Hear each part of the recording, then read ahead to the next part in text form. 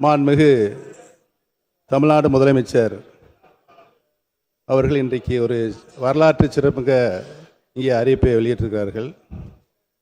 1952ஆம் ஆண்டு நடைபெற்ற சட்டமன்ற பொதுத் தேர்தலில் அவர் பெரியகுளம் சட்டமன்ற தொகுதியில் தான் போட்டியிட்டு கிட்டத்தட்ட ஒரு 50,000 வாக்கு வித்தியாசத்தில் மகத்தான வெற்றி பெற்றார் என்பதனை நான் நினைவு கூர்ந்து, நானும் என்னுடைய அரசியல் வாழ்க்கையில் பெரியகுளம் சட்டமன்ற உறுப்பினராகத்தான் தேர்ந்தெடுக்கப்பட்டேன் என்பதை நன்றியோடு இன்றைக்கு தெரிவித்துக் கொள்ள கடமைப்பட்டிருக்கிறேன்.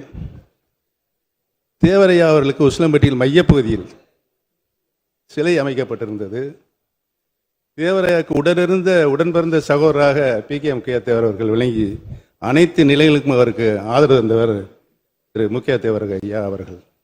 அந்த நிலையை நான் எண்ணி பார்த்துதான் உசிலம்பட்டியில் முக்கையா தேவர் ஐயா அவர்களுக்கு ஒரு சிலை வைப்பதற்கு ஏற்பாடு செய்தேன்.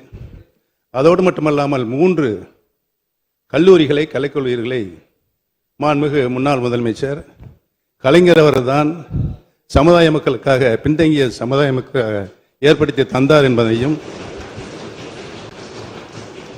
20% இடஒதுக்கீடு இங்கே வீச்சறிவாலும் அது வேண்டாம், நீக்கியாச்சு. நீங்க சொன்ன அந்த வார்த்தையை நீக்கிறேன். எங்க அப்பத்தை அடிக்கடி சொல்லும், வேண்டாம் தேவர்கள் இமை மூடாதுப்பான்னு. அதற்கு நான் விளக்கம் கேட்பேன்.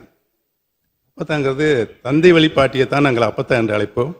கேட்கும்போது எங்கள் அப்பா தான் சொல்லும், நம்ம காரங்க நாட்டை காப்பதற்கு இமை மூடாமல் காப்பார்கள் என்ற அடிப்படையில் தான் தேவர்கள் இமை மூடாது என்று எங்கள் அப்பா தான் சொல்ல நான் கேட்டிருக்கிறேன். ஆகவே சிறப்பு வாய்ந்த முக்கிய தேவர்களுக்கு சிலை, மணிமண்டபம், சிலையோடு கூடிய மணிமண்டபம் அமைக்க வேண்டும் என்று நான் மாண்புமிகு முதலமைச்சர் அவர்களை அன்போடு கேட்டுக்கொள்கிறேன்.